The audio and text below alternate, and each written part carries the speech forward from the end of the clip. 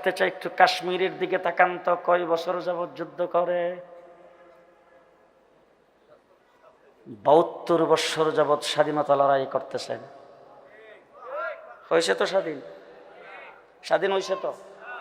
তাকান আমাদের পূর্ব দিকে আসাম 40 বছর স্বাধীনতা যুদ্ধ করে, হয়েছে তো স্বাধীন?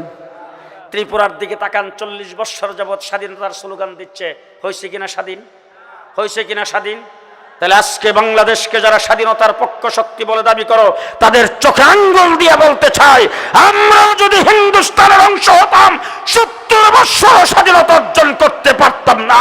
পাকিস্তানের অংশ হিসেবে, মুসলমান হিসেবে আমরা 71 মাস লড়াই করে স্বাধীনতা অর্জন করেছি।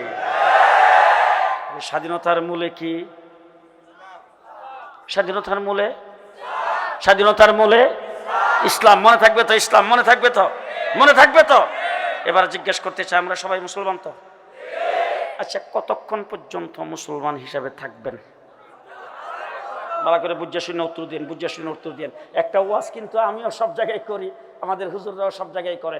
আমার এই দেশ, আমার এই দেশ শাহজালালের দেশ, আমার এই দেশ শাহপরানের দেশ, আমার এই দেশ খান জাহান আলীর দেশ, আমার দেশের মাটির নিচে ওলি আব্দুল গাউস কুতুব শুয়ে আছেন।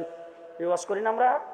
এবার আমি জিজ্ঞেস করতে চাই, আমার দেশের মাটির নিচে ওলি আব্দুল গাউস কুতুব শুয়ে আছেন, এই জন্য আমার দেশের মাটি এত পবিত্র, এইখানে কেউ আইসা নাক গলাইতে পারবে না। আমি জিজ্ঞেস করতে চাই, ফিলিস্তিন কাদের দেশ? কমপক্ষে 70,000 নবীর জন্মভূমি ফিলিস্তিন।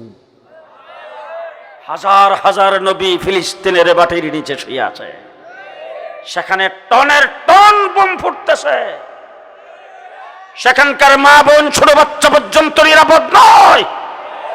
তাহলে আল্লাহ না করুক, আল্লাহ না করুক, আল্লাহ না করুক, আমার দেশটা যদি সিরিয়ার মতো হয়, ফিলিস্তিনের মতো হয়, আমার দেশে যদি কোনো পরাজিত শক্তি, আমার দেশে যদি কোনো বাতিল শক্তি আমার দেশটা যদি কব্জা করে ফেলে, আমার স্বাধীনতার উপর যদি আঘাত আসে, আর আপনি আমার সামনে দাঁড়িয়ে যদি কোনো ব্যক্তি রাইফেল আর বন্দুকের গুলি তাক করে বলে ইসলাম সত্য হবে, তখন